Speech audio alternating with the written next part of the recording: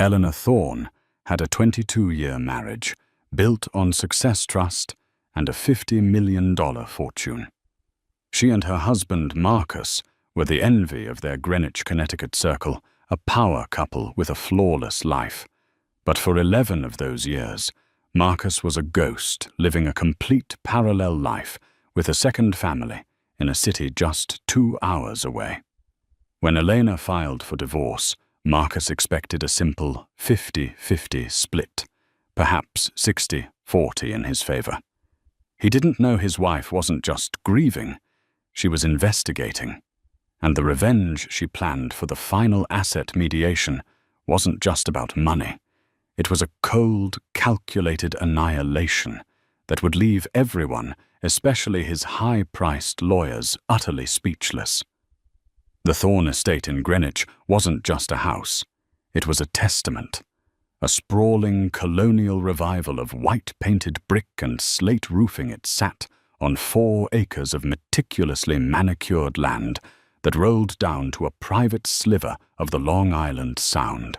Eleanor Thorne had designed the interiors herself, a symphony of high-end minimalism, all cool blues creams and brushed brass.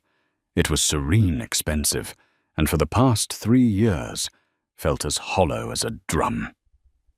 Eleanor and Marcus Thorne had been married for 22 years. They met at Yale. She was studying art history. He was a famously ambitious MBA candidate. Marcus was a force of nature, charming, ruthless, and possessing an energy that pulled everyone into his orbit. Elena, quieter and more analytical, had been his anchor. Her family money had provided the seed capital for his first venture, a boutique private equity firm, Thorne Capital. Now it managed assets in the 9-figure range. On paper, they were perfect. They were the Adlers of their social set, a nod to their best friends, Julian and Chloe Adler, who lived 2 estates over. They hosted the right galas, sat on the right charity boards, and their now adult twin daughters Olivia and Sophia were both excelling at their respective Ivy League schools. But a perfect life is often the best place to hide an imperfect truth. The hollowness had started subtly. Marcus, always a hard worker, began working smarter, which paradoxically meant he was away more often. "Expanding the Boston portfolio, Elena," he'd say, kissing her forehead. "It's a delicate merger. I need to be there in person." At first, it was 1 night a week, then 2, then sometimes 3. He'd come back smelling of different soap and a faint, unidentifiable exhaustion that was different from his usual work fatigue. He was less present even when he was home. He'd stand in their magnificent museum-like kitchen, scrolling through a phone she didn't recognize. "New phone?" she asked once, her voice casual, as she inspected a cut crystal vase. "Just for the Boston clients?" he'd replied, not looking up. "International numbers. Easier to keep it separate." Elena, who had co-managed their finances for 2 decades, who prided herself on her attention to detail, chose to believe him. To question it felt like pulling a thread that might unravel the entire tapestry of their life. She was 48. Their daughters were grown. This was supposed to be their time, the golden years before true retirement. The alternative, the one that whispered in her ear at 3 a.m., was simply too catastrophic to entertain. She focused instead on his company. Marcus had always been the face, but Elena had been the spine. She sat on the board, and while she'd stepped back from daily operations, she still reviewed all major expenditures and quarterly reports. Lately, she'd felt a prickle of unease there too. A new LLC had appeared on the books, Apex Property Group. It was listed as a holding company for a new commercial acquisition in Boston's Seaport District, but the numbers felt off. The capital outflows to Apex were substantial, yet the incoming revenue from the property was anemic, barely covering the debt service. "It's a long-term play, darling," Marcus had said, waving his hand dismissively when she'd brought it up. "We're renovating 2 floors. Pre-lease agreements are still in negotiation. Don't worry your pretty head about it.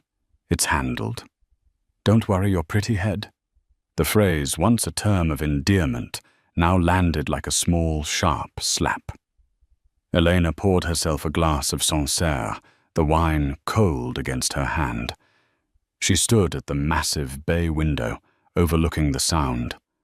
The water was grey and choppy, matching her mood. She wasn't worried about the money. They had more than enough. She was worried about the secrecy. Marcus had never shielded her from a deal before. He'd always valued her insight, her ability to see the structural flaws he in his bullish optimism often missed. This new behavior, the separate phone, the delicate Boston merger, the dismissiveness, it wasn't just a husband pulling away. It felt like a businessman hiding a bad bet. And so Elena Thorne did something she had never done in her 22-year marriage. She decided to investigate her husband. But her target wasn't a mistress. It was his balance sheet. She wasn't hiring a private detective to catch a cheater. She was hiring a forensic accountant to find a financial hole. She picked up her phone and dialed the number for a man she'd been researching for a week, a quiet, terrifyingly thorough investigator named Thomas Harrison. "Mr. Harrison," she said, her voice steady and cool. "My name is Eleanor Thorne. I believe my husband is being defrauded by his new business partners. I need you to find out who is really behind Apex Property Group."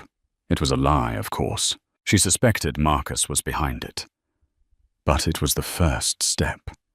And as she hung up the phone, the setting sun glinted off the brass hardware in her perfect kitchen, making it look for a moment like the bars of a beautiful gilded cage. Thomas Harrison was not the kind of man you found in the Yellow Pages. He was a former SEC investigator who now ran a one-man corporate risk assessment firm from a nondescript office in Stamford. He was expensive, discreet, and pathologically thorough. He didn't find smoke. He found the match, the accelerant, and the fingerprint on the empty gas can. Elena met him in a private room at the Greenwich Country Club. He was a man of medium height, medium build, dressed in a forgettable grey suit. He listened, his eyes unblinking, as Elena laid out her concerns. "Apex Property Group," she explained, pushing a file across the table. "It's a drain. The cash flow is all one way out. Marcus claims it's a renovation, but the outflows aren't going to contractors. They're going into a secondary holding company, Seaport Holdings, and from there, it's a black box." "You suspect your husband is being embezzled?" Harrison asked, his voice flat. "I suspect," Elena said, choosing her words with precision, "that the financials are being deliberately obscured. I want to know who is on the other end of those payments. Who is Seaport Holdings?" "Understood," Harrison said. He closed the file. "I'll start with the public filings for Apex. I'll trace the incorporation of Seaport. I'll need a retainer and your complete discretion. You cannot mention this to your husband. If he is being defrauded, you'll tip him off to warn his partners. If he is the one—" Harrison let the sentence hang. "I understand," Elena said, her stomach tightening. "Do whatever is necessary." For 2 weeks, Elena lived on a knife's edge. She played the part of the supportive, semi-detached wife. She hosted a dinner party for Julian and Chloe Adler, smiling as Chloe lamented the rising cost of equestrian care. She discussed summer plans with her daughters on FaceTime, agreeing that yes, the Hamptons house needed a new pool filter. All the while, Marcus continued his routine. He left for Boston on a Tuesday, came back on a Thursday. When he returned, he seemed happier, lighter. "The deal is finally coming together," he announced, kissing her cheek. He smelled of fresh air and a cologne she didn't recognize. "It's going to be huge, Elena. bigger than the Euro 8 acquisition. His good mood was almost more painful than his secrecy. It felt like a celebration she wasn't invited to. The first report from Harrison arrived in a blank encrypted email. It was dry, just data. Apex Property Group was, as Marcus said, the owner of a commercial building in Boston. Seaport Holdings, however, was a shell corporation. Its address was a UPS store in Cambridge. Its sole signatory was a name Elena didn't recognize, Sophie M. Walsh. "A ghost," Harrison said on their check-in call. "No social media, no professional footprint. The name doesn't cross-reference with any of your husband's known associates. She's a cutout. The money stops with her. The next step would be physical surveillance of the property of your husband during his Boston trips. It's a different protocol, Mrs. Thorne. It gets, personal." Elena's hand trembled. Sophie M. Walsh. The name felt like a stone in her gut, a cutout, a proxy, or something else. "His next trip is this Tuesday," Elena said, her voice a whisper.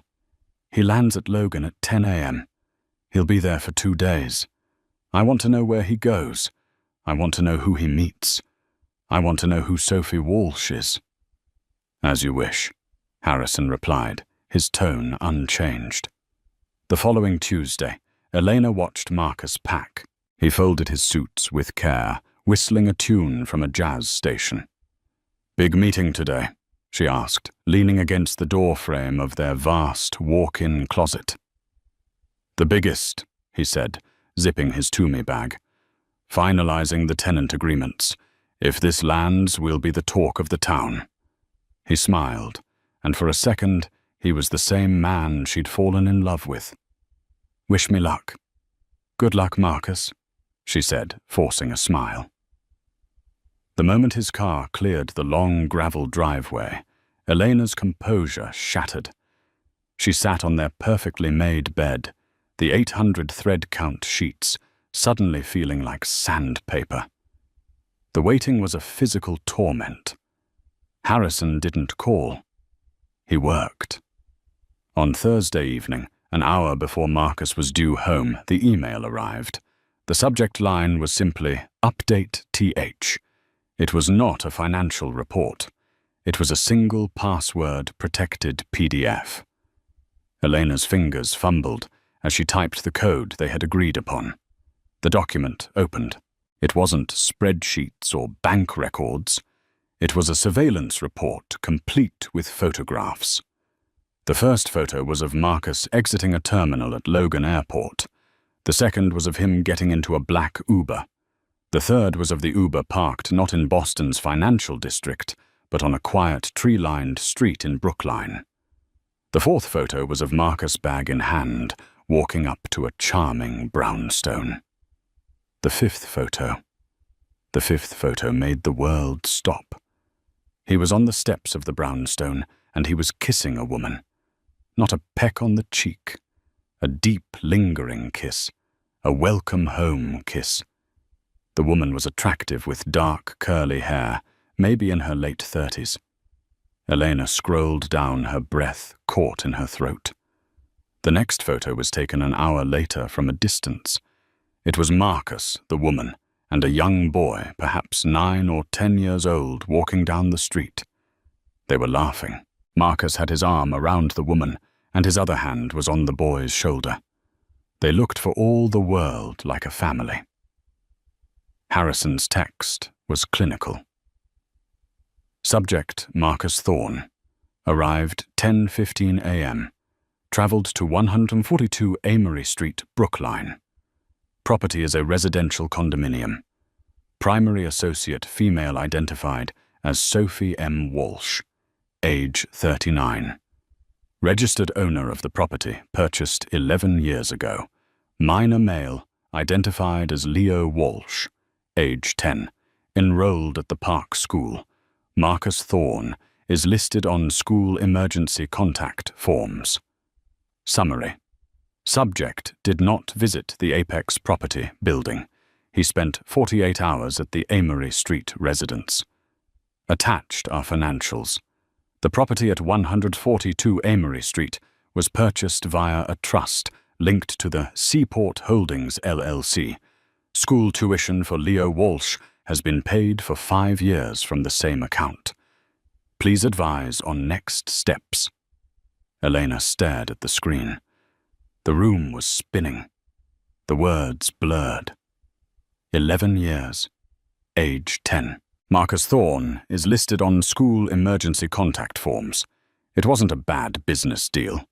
It wasn't an embezzlement partner. It was a second life. A second home. A second woman. It was a child. His child. The sound of gravel crunching in the driveway announced Marcus's return. Elena closed the laptop, her movements robotic. She stood up, walked into their enormous marble bathroom, and was violently, silently sick. She washed her face, rinsed her mouth, and looked at her reflection. The woman staring back was a stranger, a pale, hollow-eyed ghost. She heard him enter the house, his voice booming. "Elena, I'm home. You won't believe the day I had." She smoothed her hair, straightened her silk blouse, and walked out of the bathroom. The mask was back in place, but it was no longer made of glass. It was forged from ice. Grief was a hot, searing pain, but what she felt now was something else. It was cold. It was precise. It was the chilling, calculating calm of total, absolute rage. Marcus thought he was a master of the universe. He had just made the gravest mistake of his life. He hadn't just betrayed his wife. He had betrayed his business partner. And this partner was about to liquidate his entire world. For 1 month, Elena Thorne lived a life of staggering duplicity. She was the perfect wife, the perfect hostess, and in secret, the perfect executioner. She smiled at Marcus's jokes, feigned interest in his Boston deal, and even slept beside him in their sprawling, king-sized bed. Her body rigid with a disgust so profound it felt like a physical illness. Every Boston trip he took was now a fresh stab of betrayal. But it was also a window of opportunity. The moment his car left her war room assembled, she didn't just have Thomas Harrison anymore. She had Diana Vane. Diana was the most feared divorce attorney in New York, a woman known for eviscerating her word hubristic husbands. She was a shark in a $5,000 Armani suit, and when Elena laid out the file, the photos the LLC's. The 11 years of diverted funds. Diana's smile was thin and dangerous. "Oh, he didn't just cheat Mrs. Thorne," Diana said, tapping a red-lacquered nail on the photo of Marcus and Leo. "He stole. This is fraud. Commingling of marital assets, fraudulent conveyance. This is a feast. He didn't just give you a reason for divorce. He gave you the weapon, the ammunition, and the target." "I don't just want a divorce, Diana," Elena said, her voice low. "I want to dismantle him. He used our money, the company I helped build, to fund a lie. He put our entire estate at risk with his recklessness. Then we don't file on grounds of infidelity." Diana said, her eyes gleaming. "That's messy and emotional. We file on financial malfeasance. We go after the company. We prove he used corporate assets for personal gain, voiding his share of the partnership agreement. We argue that Thorne Capital is in fact insolvent due to his liabilities, namely 11 years of child support and damages he owes this Sophie Walsh." Elena paused. "What about her, Sophie Walsh? Who is she? A willing participant?"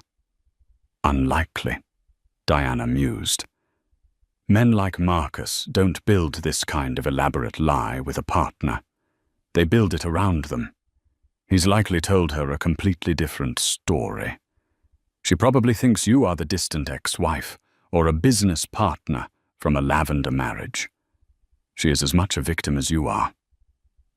A new daring and terrifying idea began to form in Eleanor's mind. Find her, Diana. Not through Harrison. I want you to find her. I want to know her story. Does she have a lawyer? She will, Diana said. But you want to talk to her. I want to meet her, Elena said. If he's built a cage for her too, I want to hand her the key. It took Diana's team 3 days. Sophie Walsh was not a ghost. She was just private. She was a former art curator who had left her job at a Boston gallery 10 years ago, just after her son Leo was born. She lived a quiet, upper-middle-class life, funded entirely by the investment returns from a trust Marcus had set up for her, the trust Elena knew that was just a pipeline from Thorn Capital's operating account. Elena scheduled her own trip to Boston. She told Marcus she was visiting an old college roommate in Beacon Hill. He thought it was a wonderful idea. Take my driver, he'd offered. No, she'd said, I'll take the train. I want the quiet time. The meeting was set at a neutral location, the private library of the Boston Athenaeum. Elena arrived first. The scent of old books and lemon oil polish a stark contrast to the acid in her stomach. Sophie Walsh entered at 2 p.m. sharp. She was softer than she looked in the surveillance photos, with kind, intelligent eyes that were etched with a deep, consuming anxiety. She clutched her handbag as if it were a life raft. She clearly had no idea why a high-powered New York lawyer had requested an urgent financial consultation. Elena stood up. Ms. Walsh, thank you for coming. I am Eleanor Thorne. Sophie's face registered nothing. The name meant nothing to her. She smiled politely. It's a pleasure to meet you. Your lawyer was very mysterious. How can I help you? Elena didn't sit. She walked to the window overlooking the granary burying ground. This is going to be difficult, Ms. Walsh, so I will be direct. We have a man in common. Sophie's polite smile faltered. I don't understand. Marcus Thorne, Elena said. Sophie's confusion deepened. Marcus? How do you know Marcus? I've known him for 25 years, Elena said, turning to face her. I am his wife. The color drained from Sophie's face. She visibly swayed, grabbing the back of a leather chair. No, that's not possible. His wife, Elena, she died years ago. A car accident. He told me. The air left Elena's lungs. It wasn't a car accident. It was a character assassination. He hadn't just hidden her. He had killed her. He lied, Elena said, her voice surprisingly gentle. I am very much alive. We have been married for 22 years. We have 2 daughters. We live in Greenwich, Connecticut. Sophie sank into the chair, her hands covering her mouth. The sound she made was a strangled sob of pure, undiluted horror. No. We've been together for 12 years. He's Leo's father. I know, Elena said. She sat opposite her. I have the school enrollment forms. I have the wire transfers from my husband's company that pay your mortgage and Leo's tuition, the company we own together. Sophie looked up, her eyes wide with terror and dawning realization. The trust.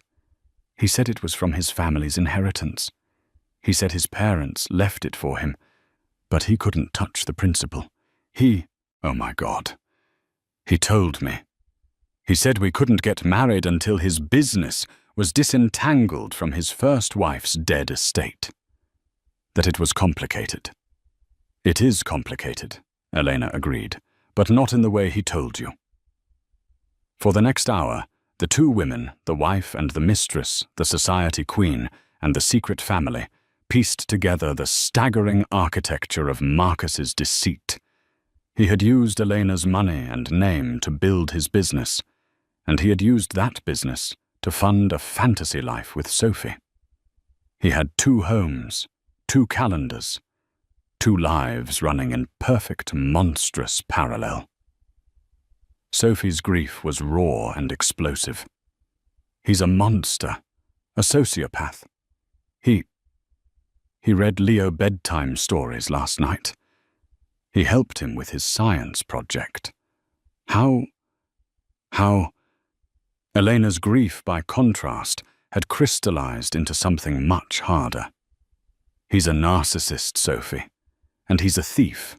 He stole your life, your chance at a real relationship, and he stole my money and my trust to do it. Sophie's tears began to subside, replaced by the same cold fire Elena felt. What do you want from me? You're going to sue him. You're going to expose him. We are, Elena said. Sophie blinked. Elena leaned forward. Marcus thinks he's fighting one scorned wife. He thinks he can buy me off with half of an estate he's already secretly drained. He's not prepared for 2 women. He's not prepared for you. You, Ms. Walsh, are not just his mistress. You are his single largest unsecured creditor. I don't have money for a lawyer like you, Sophie whispered. You don't need one, Elena said. My lawyer, Diana Vane, has already reviewed your case. Marcus has committed multiple counts of fraud against you. He has exposed you to incredible financial and legal risk. He has established a pattern of behavior. Diana is prepared to represent you pro bono in a separate suit. A separate suit. Yes, we are not friends, Ms. Walsh. We are allies. You will file a suit for palimony, fraudulent misrepresentation, and sole custody and child support for Leo. I will file for divorce on the grounds of financial malfeasance. Our suits will be filed on the same day. Our claims will be linked. Elena laid out the plan. It was brilliant. It was brutal. It was total. Sophie looked at Elena, truly seeing her for the first time, not as a rival, but as a fellow victim, and a terrifyingly competent one. He's not just going to lose his money, is he? Sophie said. Elena stood up and smoothed her skirt. Money is just a symptom, Sophie. We're going to take his company. We're going to take his reputation. We're going to take his name.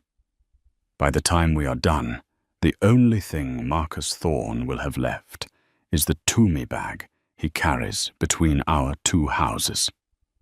Sophie Walsh, the curator, the mother, the 12-year victim, stood up and nodded.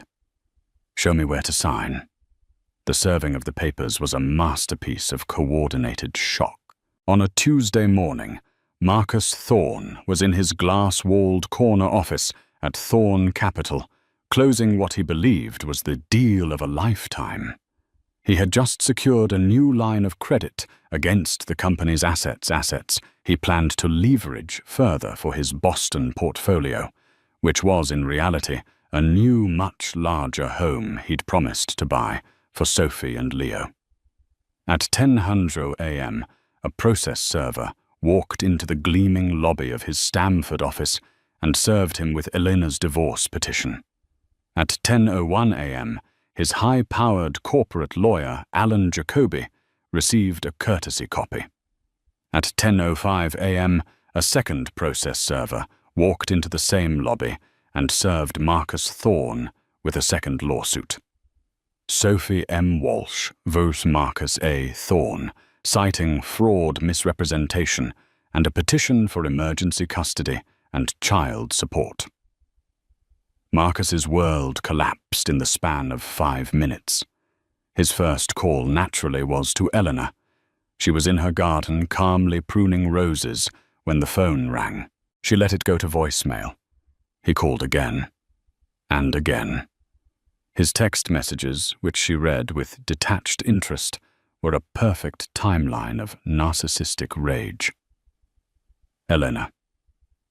What is this call me? This is a mistake. 10:08 a.m. Pick up the phone. Your lawyer is insane. Financial malfeasance. 10:15 a.m. Who the hell is Sophie Walsh, and why is she suing me? 10:22 a.m. Eleanor. This is sabotage. You are destroying the company. Call me now. 10:30 a.m. Answer me. Answer me, you cold butch. 10:45 a.m. She finally picked up at noon, her voice as smooth as cream. Marcus, you seem upset. Upset, upset, you've ruined me, he screamed into the phone. Who is this woman? You've conspired with some lunatic to extort me. I'll have you both arrested. You know exactly who she is, Marcus, Elena said calmly. She's the mother of your 10-year-old son, Leo. She's the woman you've been living with in the Brookline condo I paid for. Ringing any bells? There was a dead, suffocating silence on the other end. He had until that second believed he could contain the damage. He believed he could lie his way out, that Sophie would never find out that Eleanor only knew about some financial issues. The realization that the two worlds had collided and allied struck him mute. You, he stammered. Yes, me, Elena said. Now I'm hanging up. My lawyer, Diana Vane, will be handling all further communication. Do not contact me again. Do not come to the Greenwich house. I've had the locks changed and the security code. Your things are with your lawyer. She hung up. The next few weeks were a flurry of legal activity. Marcus Reeling hired Alan Jacoby, a slick corporate brawler, to handle the divorce. He hired a separate bulldog-like family law attorney to handle the Sophie situation. His strategy was clear paint, Eleanor as a vindictive, scorned wife, and Sophie as a delusional, gold-digging mistress. It was a fatal miscalculation. Marcus's lawyers tried to bury them in paperwork. They filed motions to dismiss, motions to sever the two cases, motions to seal the proceedings. Diana Vane and Sophie's new lawyer, hand-picked and paid for by a litigation trust Elena had funded, met every motion with a precise, crushing counter-motion. They didn't just have accusations. They had receipts, 11 years of them. They had the wire transfers from Thorne Capital to Seaport Holdings. They had the mortgage statements for the Brookline condo signed by Marcus. They had the Park School enrollment forms listing Marcus Thorne, father. They had geotagged photos from Harrison, placing Marcus at school plays, father-son picnics, and weekend trips to Vermont with Sophie and Leo. They had credit card statements for a black Amex in Marcus's name, a card Elena never knew existed that paid for jewelry dinners at Boston's finest restaurants and a couple's vacation to Bermuda. Marcus's legal team, seeing the mountain of evidence, quickly shifted tactics. The bluster vanished, replaced by a sullen, desperate attempt to settle. "This is getting ugly," Alan Jacoby said in a four-way call with Diana. "My client is prepared to be generous. He will give Mrs. Thorne the Greenwich house free and clear. He'll offer her 50% of his liquid assets. As for Ms. Walsh, He is prepared to set up a reasonable child support trust. This all goes away. No public humiliation, no fuss. Diana Vane put the call on mute and laughed. "He thinks he's negotiating," she said to Elena, who was sitting in her office. She unmuted the call. "Alan, let me be clear. Your client is not in a position to offer anything. He is a man facing at least 2 civil fraud suits, and if we're feeling ambitious, a RACO complaint. 50%. We aren't asking for 50%, we are taking 100. That's absurd. The company is his. His name is on the door, and his mistress is on the payroll funded by fraudulent conveyances, which by my reading of the corporate charter, Mrs. Thorne helped write voids his partnership stake entirely. He has systematically devalued the marital estate to fund a secret life. We are not splitting the estate. We are reclaiming stolen property. The Greenwich house is already hers. The company is hers. The Hamptons house is hers. And my client, Jacoby sputtered. What does he get? He gets to keep his frequent flyer miles, Diana said. And he gets to negotiate with Ms. Walsh for visitation, which, given his pattern of deceit, we will be recommending be supervised. My client will see you at the mediation. Have a nice day. She hung up the click, echoing in the silent room. Elena felt a grim satisfaction, but the trap wasn't fully sprung. The mediation was the final piece. Marcus still believed he had leverage. He believed Elena was bluffing, that she wouldn't dare destroy the company she relied on for her own lifestyle. He's an arrogant fool, Elena told Diana. He thinks I'm like him. He thinks I'm motivated by greed. He doesn't understand that I would burn this entire company to the ground just to watch him choke on the ashes. We won't have to, Diana said, pulling a new file from her briefcase. Harrison found something else. The final nail. Elena looked at her. What? The new line of credit. The one he took out the day you served him. He leveraged all of Thorne Capital's remaining unencumbered assets. He did it without a board vote, which is a direct violation of the bylaws. Why? Elena asked. He was trying to move the money. He wired the entire $15 million loan to an offshore account in the Caymans. He was planning to drain the company and flee. Elena's blood ran cold. He would have left her with a bankrupt company and left Sophie and his son with nothing. He tried to transfer it, Diana said, but I anticipated it. The moment you filed, I put a temporary restraining order on all corporate accounts. The $15 million is frozen. The bank has flagged him for fraud. Alan Jacoby doesn't even know about this yet. Marcus didn't just commit civil fraud, Elena. He just committed a federal crime. The trap was no longer just a legal one. It was a criminal one. The mediation is in 2 days, Elena said. He's going to walk into that room thinking he can negotiate. He has no idea he's walking into his own execution.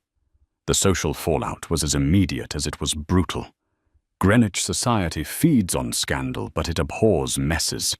The simultaneous lawsuits were a cannonball in a koi pond.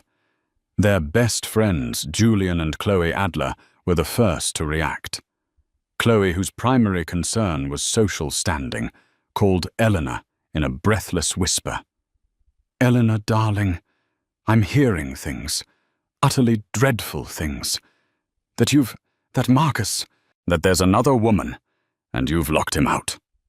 Elena was in her home gym midway through a punishing session on the Peloton. She muted the instructor. "Hello, Chloe." "Yes, it's all true." "My God," Chloe gasped. "A common affair. How tawdry." "Well, you're better off, of course. Julian and I are firmly on your side. We're having a small get-together on Friday. Just close friends. You must come." You can't let him see you hiding." Elena smiled, a cold, humorless expression. "Thank you, Chloe. That's very loyal of you." "Of course, darling. We're Team Elena. Always." 2 days later, Elena saw Julian Adler's car parked outside Alan Jacoby's law office. And that night at the supportive dinner party, Julian, after 2 martinis, put his hand on Elena's arm. "Elena," he said, his voice thick with false sincerity. "I've spoken to Marcus. He's a broken man, utterly destroyed. He made a terrible mistake, yes. But this legal war, it's going to destroy the company, our company."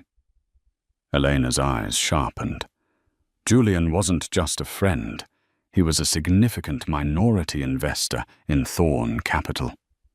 "What are you saying, Julian?" "I'm saying," he leaned in, "that you're cutting off your nose to spite your face. You're the one who's going to end up with 50% of nothing. Jacoby says Marcus is willing to give you 60% of the liquid assets and the house if you drop this financial malfeasance claim and let him keep the company. It's a good deal, Elena. Take the win. Don't let your emotions and that barracuda lawyer of yours cloud your judgment." The betrayal was so blatant, so self-serving, it was almost comical. He wasn't Team Elena. He was Team Julian's investment. He was Marcus's little messenger, sent to pressure her into taking a deal that would save Marcus and Julian's portfolio from ruin. Elena slowly removed his hand from her arm. "Julian," she said, her voice dropping to a confidential whisper that made him lean in closer. "Thank you for your concern. It means so much." She smiled, a brilliant, dazzling smile. "You tell Marcus his offer is intriguing. You tell him I'm tired of fighting. I'm exhausted. I just want this to be over. I'll consider it." Julian beamed, believing he had succeeded. "That's my girl. I knew you'd see reason." Elena watched him walk away, preening back to Chloe. She picked up her clutch, walked out of the Adler's house without saying goodbye, and got into her car. The mask was cracking. Not from grief, but from a profound, isolating contempt for the entire world she had inhabited.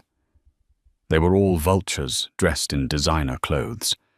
She drove not home, but to the Stamford offices of Diana Vane. It was 10 p.m. Diana was still there. "They're panicking," Elena said, throwing her Chanel bag onto a chair. "Marcus sent Julian Adler to me tonight. They're trying to get me to back down. They're offering 60%. Diana looked up from a mountain of paperwork. "He's desperate. The TRO on that $15 million loan is killing him. The bank is calling his loan, and he can't access the money he stole to pay it. He's trapped. He's trying to put our friendship against me," Elena spat. "He thinks I'm a weak, emotional woman who will just fold." "Then let's use that," Diana said, a slow smile spreading. "You considered his offer. Now you counter. You'll agree to the mediation. You'll agree to discuss a settlement. You'll seem reasonable. You will walk into that room tomorrow looking like the broken, tired wife who just wants out."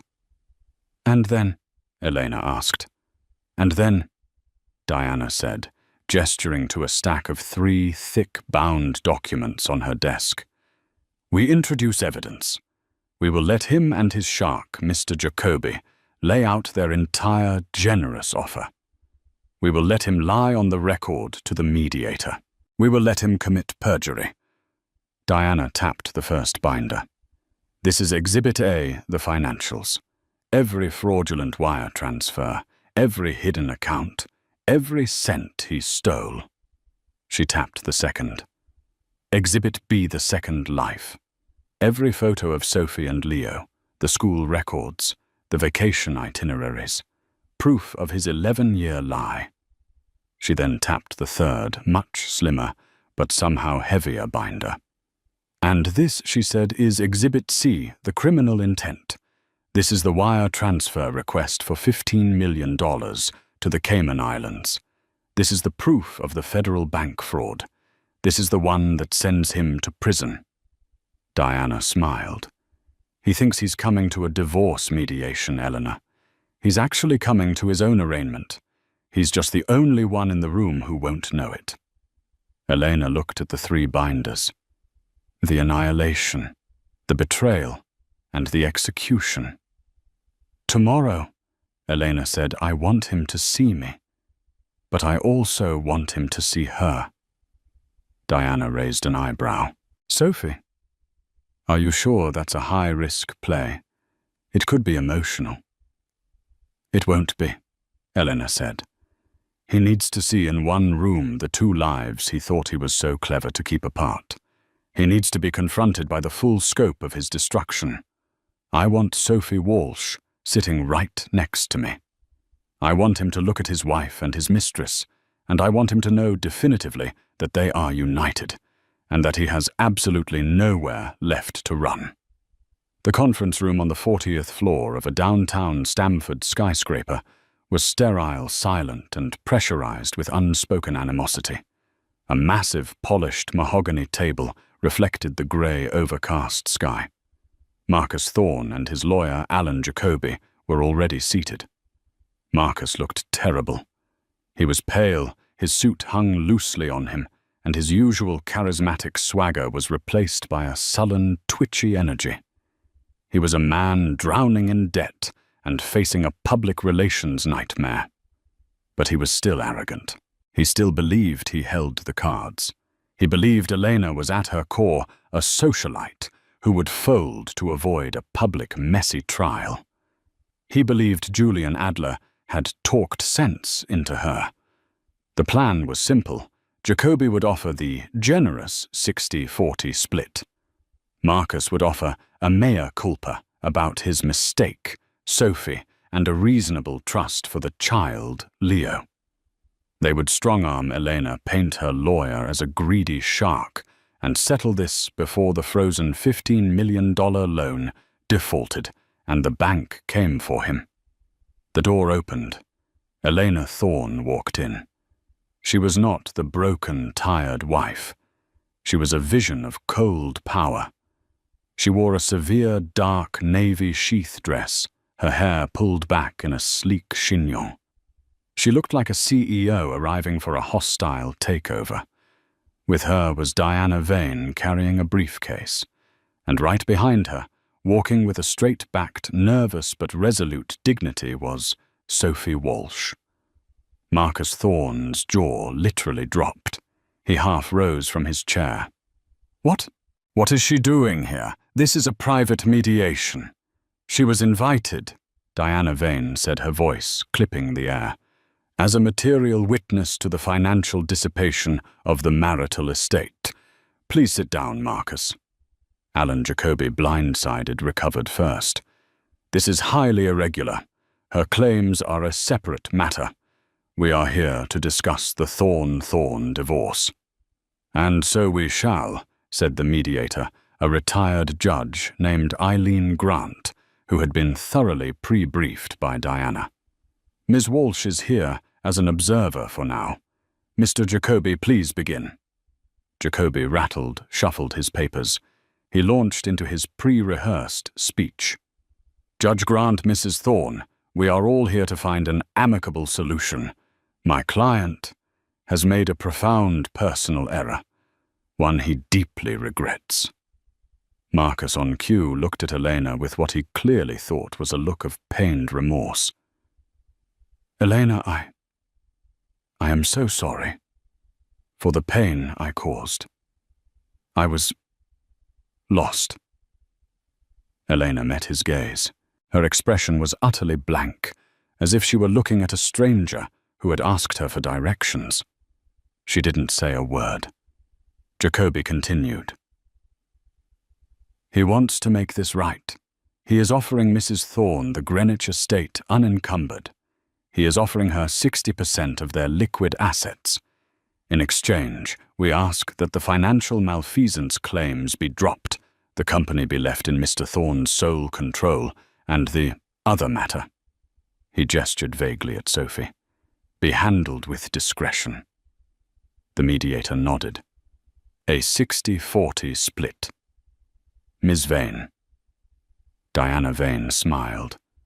"Thank you, Your Honor. My client rejects that offer. In fact, we find it insulting. Mr. Jacoby seems to be under the impression that we are here to split an estate. We are not. We are here to recover stolen assets." She stood and placed the first thick binder on the table. Exhibit A, the financials. This details years of fraudulent transfers from Thorne Capital, a marital asset, to a shell corporation, Seaport Holdings. The total sum with interest is $14.2 million. This money was used to purchase a $3 million condo in Brookline, pay for 11 years of living expenses, and fund a decade of tuition at the Park School. Jacoby paled. Those were investments. The Boston portfolio. "Oh," Diana said, opening the second binder. Exhibit B, the Boston portfolio. This is a photo of the portfolio. His name is Leo Walsh. He is 10 years old. She slid a photo across the table.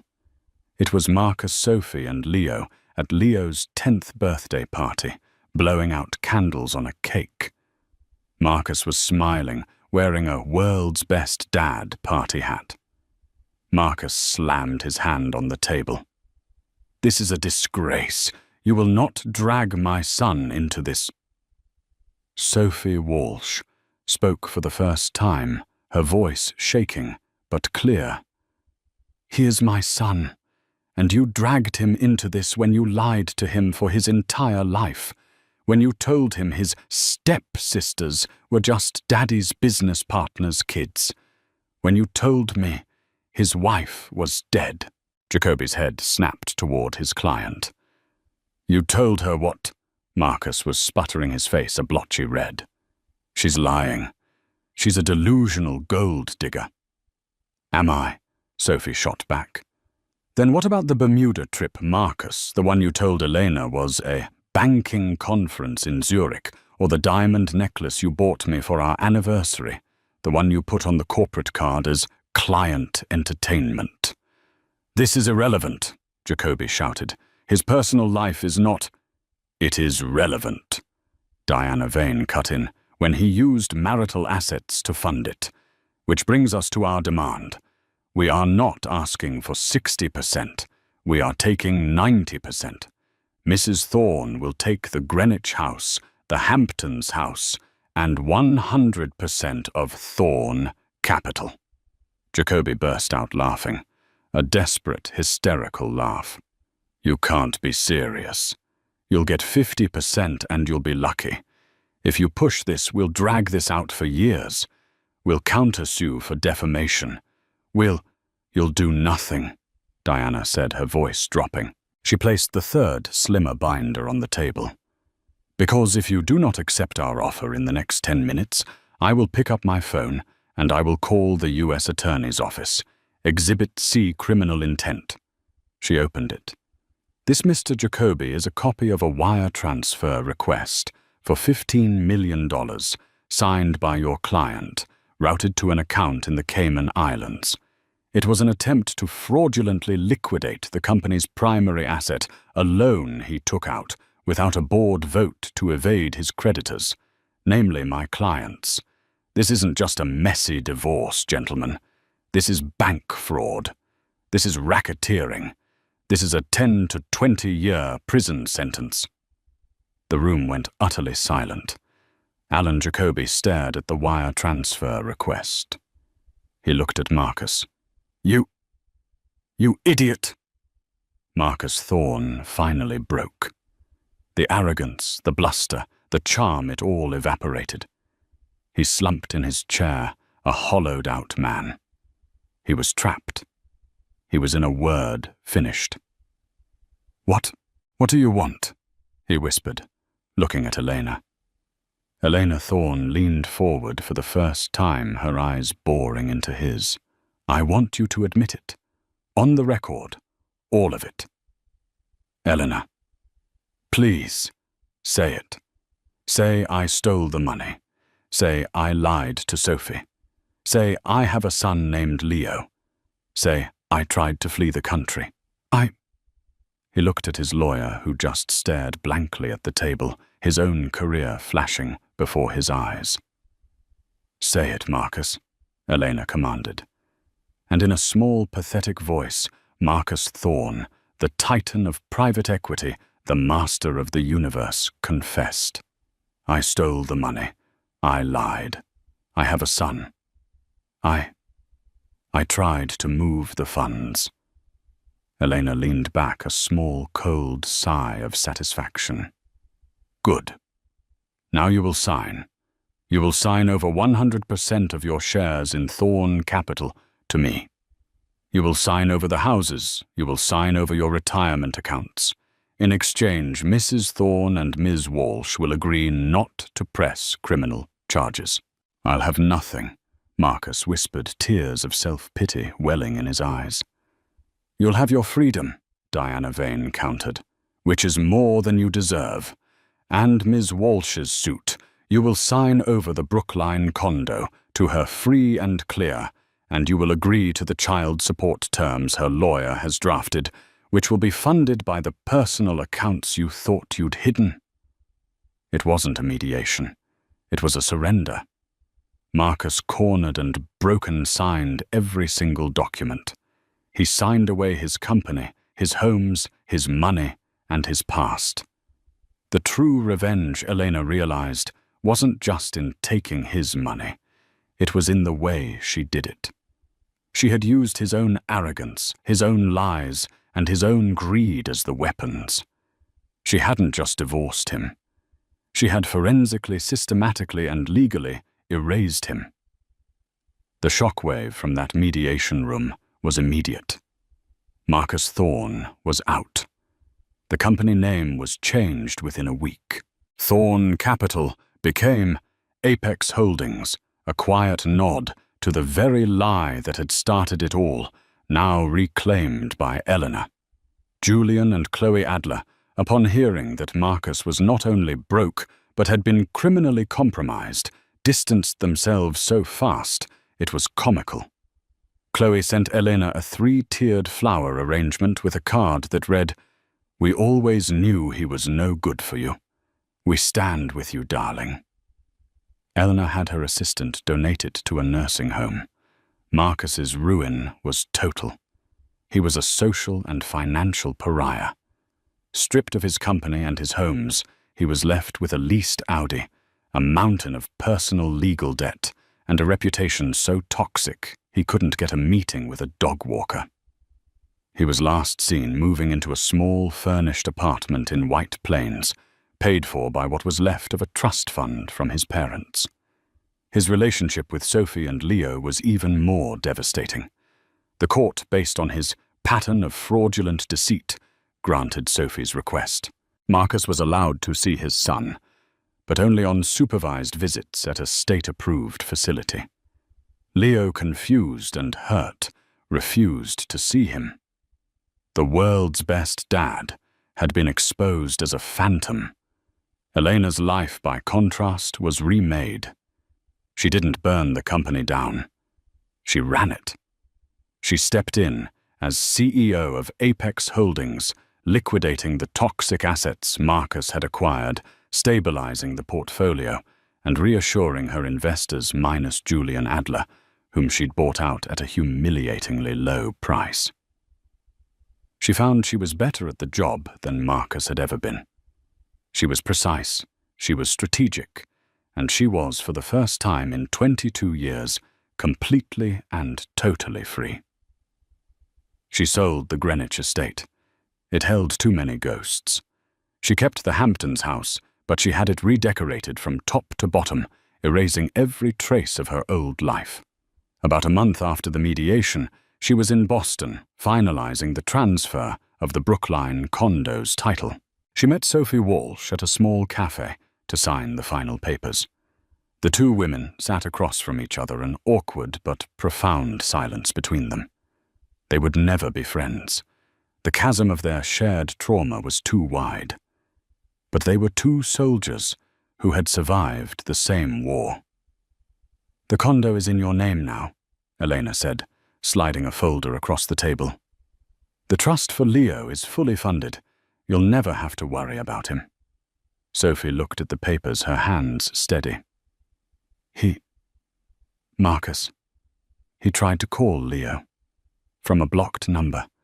He told him that I was lying and that you were a witch who stole his money." Elena sighed. "Narcissists never believe they've lost. They just believe they've been wronged.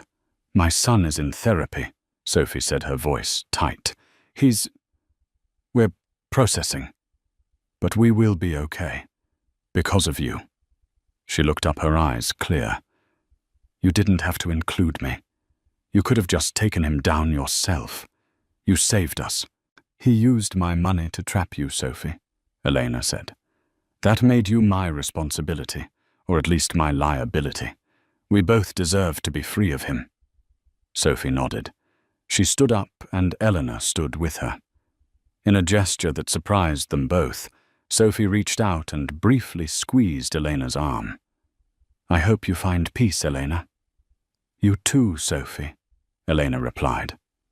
Elena watched her walk away, a mother heading home to her son, her life finally her own. Elena turned and walked the other way toward the train station. She was a CEO, a single woman, and the sole architect of her own future. The revenge wasn't just the asset split. The revenge was the truth. It was the fact that Marcus Thorne's whole life had been a house of cards, and Eleanor had simply calmly, with the help of another woman he'd underestimated, pulled the one card that made it all fall down. She didn't just shock everyone. She had shocked herself. She had found in the ruins of her perfect marriage a strength she never knew she possessed. And it was worth more than $20 million. In the end, Marcus Thorne's greatest mistake wasn't just the betrayal. It was underestimating the two women he betrayed. Elena's story is a chilling reminder that the quietest person in the room is often the most dangerous one to cross. She didn't just walk away with her share. She reclaimed her life by exposing every last lie, piece by piece, and forming an alliance he never saw coming. What do you think of Elena's ultimate revenge? Was it pure, cold justice, or was it a step too far? And what about her alliance with Sophie? Let us know your thoughts in the comments below. If you love stories of complex drama and shocking real-life justice, make sure to like this video, share it with a friend who loves a good revenge story, and subscribe for more incredible stories every single week. Click that notification bell so you never miss an update.